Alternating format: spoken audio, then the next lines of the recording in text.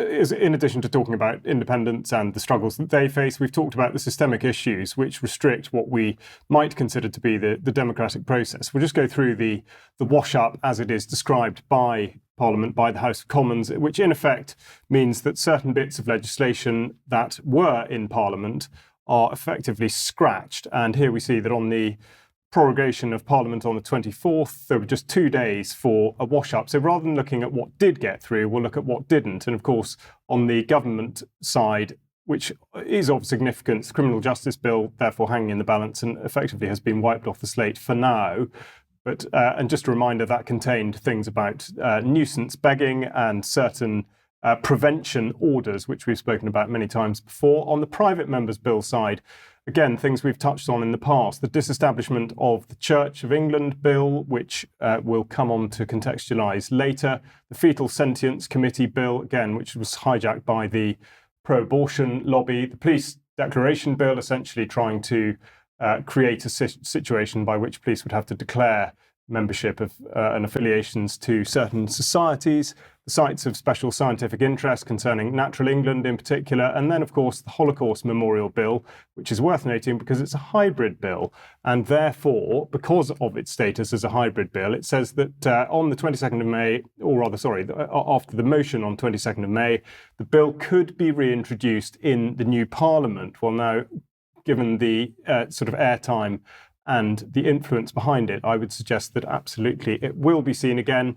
And a reminder on the petitions front that if you have started a petition or signed a petition to the government, a reminder that that has all been wiped as well. So will have to be started again after the election. Now, the other thing we've talked about, of course, is the nature of information. And in particular, I've talked about Ofcom and the Electoral Commission, the process by which independent candidates are, in effect, suppressed and pushed out of the media space and indeed the public space. So it is an information war. And on that front, I'd highlight a report just published by Global Witness in which they say that an investigation reveals content posted by bot-like accounts on X has been seen 150 million times ahead of the UK elections, and they think this is cause for concern. Now, I've titled this slide, "What about AI?" because they say that when the conversation we're seeing online isn't authentic because it comes from bots, accounts run by computers that have been programmed to look like humans, then there is cause for huge concern. Now, the reason, of course, I've made the reference to AI is that in every other arena, in effect, we are being told repeatedly that content that is created by humans for computers to operate supposedly generatively and independently is absolutely the thing that we do want. And yet, of course, in this situation, they are choosing to take the opposite line. Now, scratching the surface and finding out where Global Witness's influences, funding and alliances come from, we'll just have a quick look at some of those that are involved. Now, Simon Taylor, co-founder of Global Witness, also involved and in the launch in 2002 with George Soros and other NGOs, including Transparency International and Save the Children Fund. And then we've got Patrick Alley, another co-founder, involved, or at least as a former president, described by a former president of the Open Society Foundations, as somebody who's helped bring together issues of human rights, corruption, the trade in natural resources, and so forth. And then we've got Fatima Hassan, who's a South African human rights lawyer, but she led the Open Society Foundation for South Africa for 6 years, which of course is associated with Soros. Now, as if to prove my point that Global Witness is in effect a tool of censorship, I put a video on X, Twitter, this morning, and Kenny, who knows more about tech than I ever will, put it into the Google Gemini AI program and asked it to do something for him. Well, he was asking it to summarize the video and write a little bit of context for it. Exactly so. And highlighted in red there, it says that it removed the mention of Soros funding to avoid perpetuating conspiracy theories, and it shortened the sentence about social media censorship. Now, I never suggested anything other than the fact there was a link between Soros and the Open Society Foundations and Global Witness, which is evident on their website. Now, this takes us towards Ofcom, which of course is to be regulating this space and other spaces besides.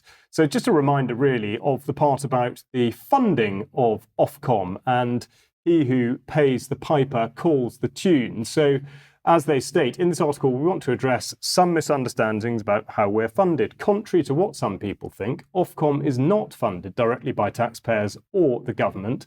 Most of Ofcom's funding comes from fees paid to us by the companies we regulate. Now, you will have watched enough UK column news about the MHRA to know that that is not a sensible system to get people to mark their own homework. But nonetheless, that is in fact how Ofcom is structured. So we look at something from their annual reports. They say strengthening Ofcom for the future. I say strengthening censorship.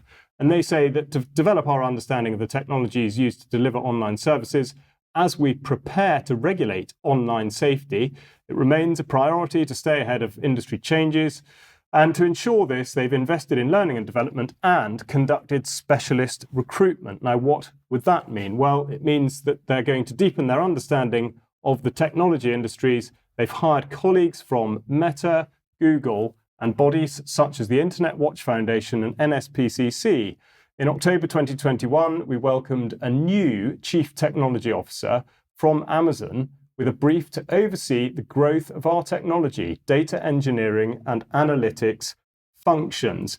So, given the background to this, and as discussed at the start, the suppression that we've seen of particularly independent candidates, it seems more clear and more likely than ever that regardless of the result of the general election result, it'll be the corporate and supranational influences upon the new government that will continue to push the censorship mechanism, control mechanism, and all the measures that come with it in the same direction.